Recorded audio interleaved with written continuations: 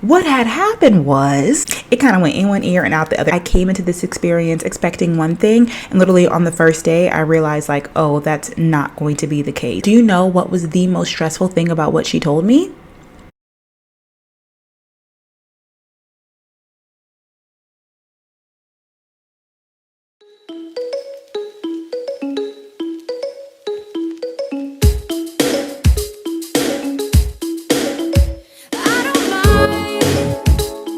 Hey double majors, welcome back to my channel. What's poppin', what's poppin', what's poppington? If you're new here, welcome. My name is Brelynn and this is Beauty and Brains, where I educate, equip, and inspire underrepresented minorities to not just survive but thrive in higher education and beyond. Today's video is going to be a story time of my first day working on Capitol Hill. Pause for applause. No, the reason why I decided to do this video as a story time is because, child, I was not vlogging. I tried to vlog, have a little bit of footage for you guys so you'll be able to see what I'm talking about. But for the most part, I just didn't feel comfortable bringing out my camera. And so I didn't get to really vlog as much of the experience as I wanted to, but I still want to document this experience. Now, I will say the last time I did a story time on my first day of work, respect her mother's DNR wishes and lose her mother that night. I cannot make this up. I was like, this is crazy. Like, really? On the first day? Really? Background, if you are new here, I am pre-medicine. You're probably trying to figure out, why are you working on Capitol Hill if you want to be a doctor? Child, I'm trying to figure out the same thing, okay? But God has a plan, and so we are being obedient. The short version of the story is that during my pre-medical journey, I found different ways to access my passion without actually being a physician. A lot of my passion lies within women's health. I have a really big heart for social justice. Personally, I aspire to be an OBGYN, and I am really excited about the difference and the change that I can make in the maternal health care landscape, especially here in the US, because it's not only ghetto, but it's actually really dangerous for Black women. I've not only been inspired to make a difference in this by becoming a physician, but I've realized and learned that I can still make a difference in the maternal mortality crisis through advocacy and policy work. I want to give a big shout out to the Miss America opportunity as well as March of Dimes. I've been a part of this organization for the past 5 years, and it's allowed me to do a lot of personal development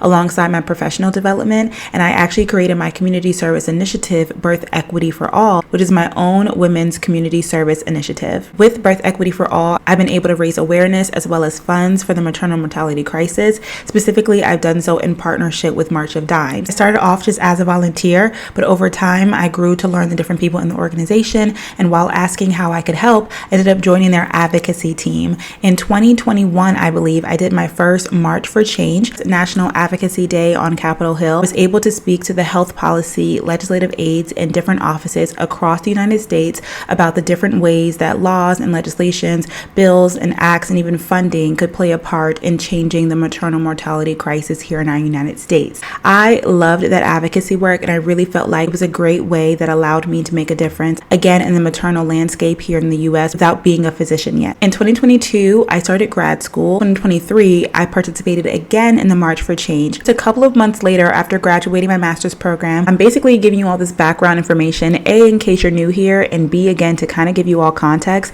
as to why this pre-medical student is working on Capitol Hill. So anyway, in September, I matriculated into the Congressional Black Caucus Foundation John R. Lewis National Racial Equity Initiative for Social Justice Research Fellowship. Yes, that is my title. It is super long. There are about 11 of us in the fellowship altogether. Specifically, the NREI, or the National Racial Equity Initiative, or the Research Fellows, we have a specific 6-month split rotation. So for the first 6-month rotation of our fellowship, the Research Fellows were conducting research at the Congressional Black Caucus Foundation. Specifically for me, because I am the Health Equity Research Fellow, I did research and I wrote about the White House initiative addressing the maternal mortality crisis, the physician shortage and how it's impacting health equity in Black maternal health, LGBTQ plus health equity, and the high prevalence and incidence rates of high cholesterol in the Black community. I have had an amazing time conducting research at the Congressional Black Caucus Foundation, but now it is time for me to start the second 6-month rotation of my fellowship,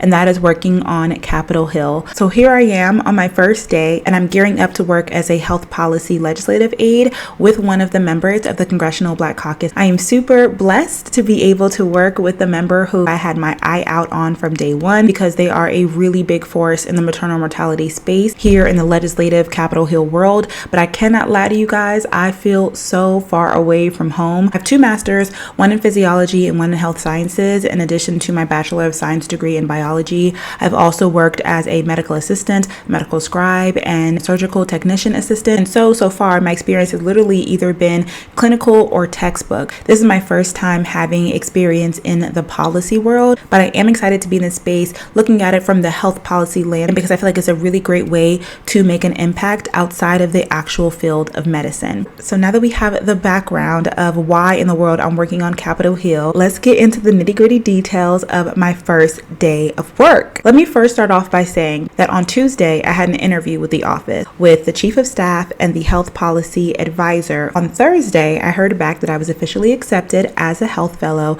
at the member's office.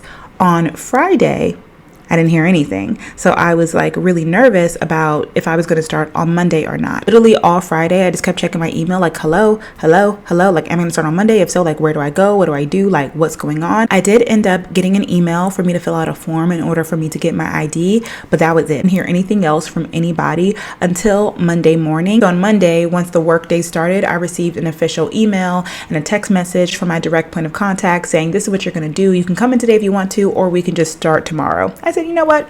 Let's start tomorrow. So Tuesday was actually my first day of work. Guys, today is my first day on Capitol Hill. If you all have been following me for a while, you know that I am a CBCF, which is the Congressional Black Caucus Foundation Fellow. I am actually one of the NREI Fellows, which is the National Racial Equity Initiative. Today's Tuesday, March 12th, and I'm running late because, get into the material. Okay, listen, it took me a really long time. At the foundation, I was hybrid, so I'm really hoping today I learned that I can continue being hybrid, because waking up early and then having to take public transport, I know it's what like everybody else does, but I'm just like, I should have went to bed. Anyway, let me show you guys my outfit. I love it. I actually wore it to ALC this year, and I thought it would be perfect because today's actually going to be like a half day. I'll tell you more about it on my way, but we literally have to go. So welcome back to the vlog. I'll bring you guys along with me throughout my day. Luckily, up until this point, I did do a few practice days of me taking the train from my apartment to Capitol Hill. I will admit that I was not doing so great on timing this day, but literally, I'm just a girl, okay? I was still trying to figure out the public transportation. I have to walk to a stop. I have to get on a train. I have to transfer trains. Then I have to go a couple more stops. Then I have to get off the train, and then I have to walk like 10 minutes. Luckily, one of my co-fellows, he's been working on Capitol Hill the entire year. He was actually leaving the metro at the same time, so he was able to walk me through like, this is where you go. We walked through security together, as well as he let me know what floor my office was going to be in. I felt like a little kid whose dad was dropping them off to elementary school. I was like, okay, bye, here I go. And then I walked into the office and it all started. Honestly, it's a blur. I'm like, what did I even do my first day? Not much. Oh, let me tell you guys what happened. What had happened was we had a markup on my first day. So I get in there, it's like 9:25. I introduce myself to my point of contact, and she's basically just like, okay, sit here for a second. I have to write the remarks for the member because she's going to speak during the markup, which happens in about like 20 minutes. After that happens, we can talk. I'm like, okay, cool, do your thing. I think at this time she did set me out with like my email and my login information and my desk. So I was kind of just like,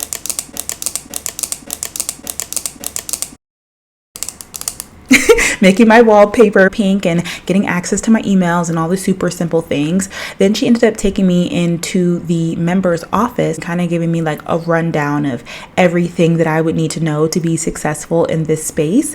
And when I tell you, it kind of went in one ear and out the other. It was so much information. I was trying to take it all in. I had a little notebook. I was like, okay. Do you know what was the most stressful thing about what she told me?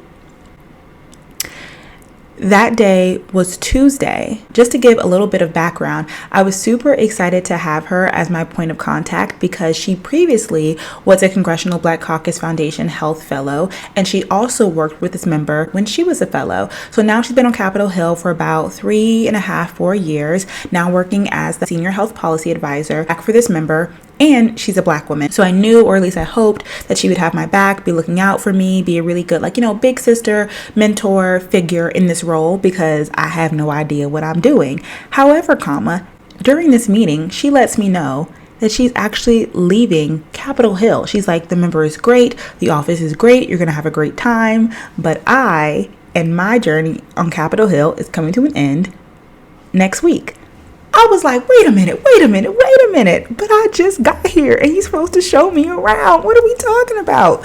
So, only reason why I bring this up is because I feel like it's going to greatly impact my experience moving forward. I still have all the faith that I'm going to learn everything I need to learn, meet everybody who I need to meet, do what I need to do in this space. But instead of having, again, a person who would be my direct point of contact, who has been in my shoes before and like just knows what to teach somebody who's like there for I think it's so different too, like being a health policy fellow or like legislative aid, because like I mentioned before earlier in this video, I have the clinical and textbook background of healthcare, but I don't necessarily have even the textbook background of politics or government. Like when I tell you guys, I can't remember anything from history class unless it was like Black history or like African diaspora in the world at Spelman. Like I don't remember government and politics stuff. I don't even know if I took like AP US history. I know I took AP bio, AP chemistry, but like I have always been a health girly. I say all that to say that I feel very much so like a fish out of water, and I was really looking forward to her guidance, because I'm like, I don't know what I'm doing here,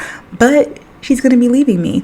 Now, the good thing is that there is another health fellow who has been there for 6 months. So they have been there underneath her guidance for the past 6 months and has kind of learned as much as they can during this time. I definitely don't want to lean on them too much because they didn't sign up to be like my mentor or to train me. Yeah, I just think it is so crazy how I came into this experience expecting one thing, and literally on the first day I realized like, oh, that's not going to be the case. But it also really woke me up to be like, I need to learn everything that I can from you within these next 2 weeks, because then who knows what's going to happen. So after she breaks this news to me during our lovely welcome meeting, we go to this room and we have a markup. Now, again, I don't know what this even means, and she's very much so nice, so if I ask her a question, like she'll answer it.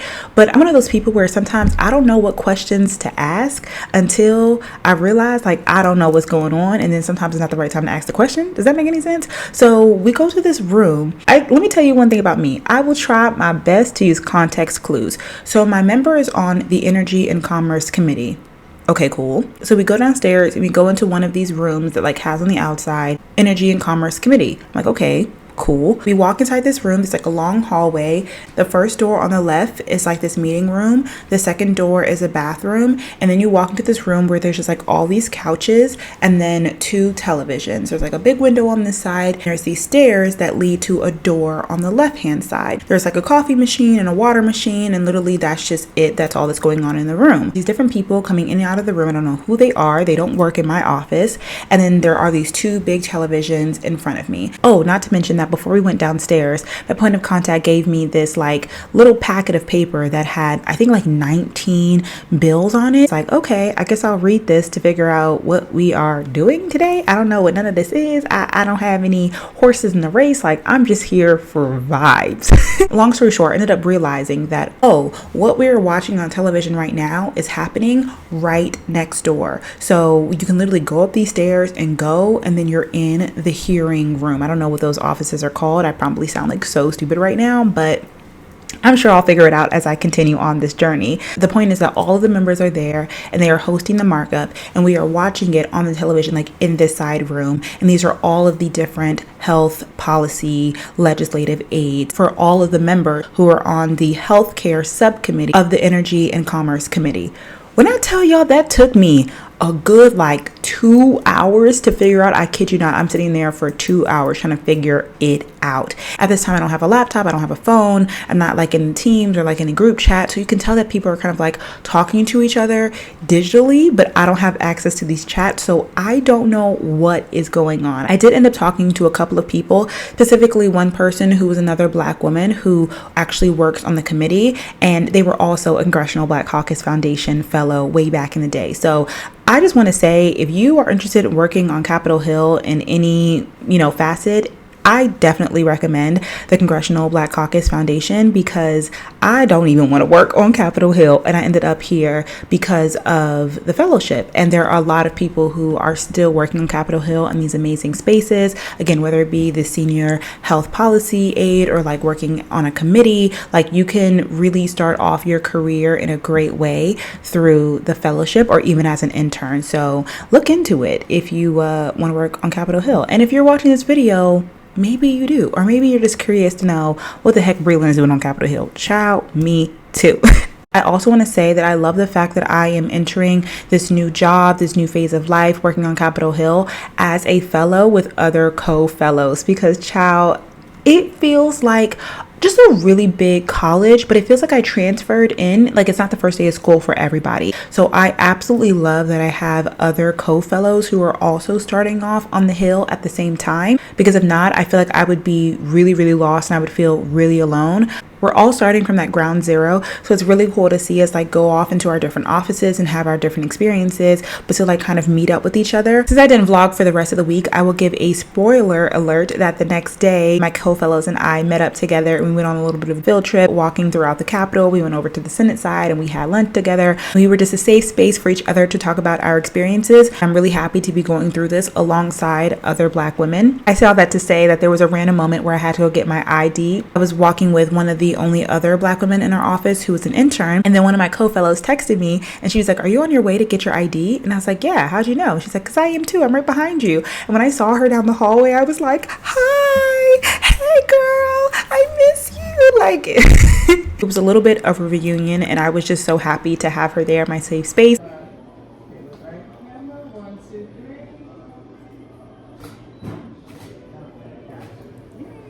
It's really fun to go to the bathroom really quickly and kind of just be like, "How's your day going?" And I'm like, "Oh my gosh, like I can't believe we're here." And she's like, "I can't believe we're here either." Anyway, she didn't talk like that. That girl does not talk like that. She was kind of just like, "Yeah girl, we here." First day vibes. So maybe I just need to carry a makeup bag with me and do it when I get here. You could. So I could just get here on time. Very simple. I was brushing.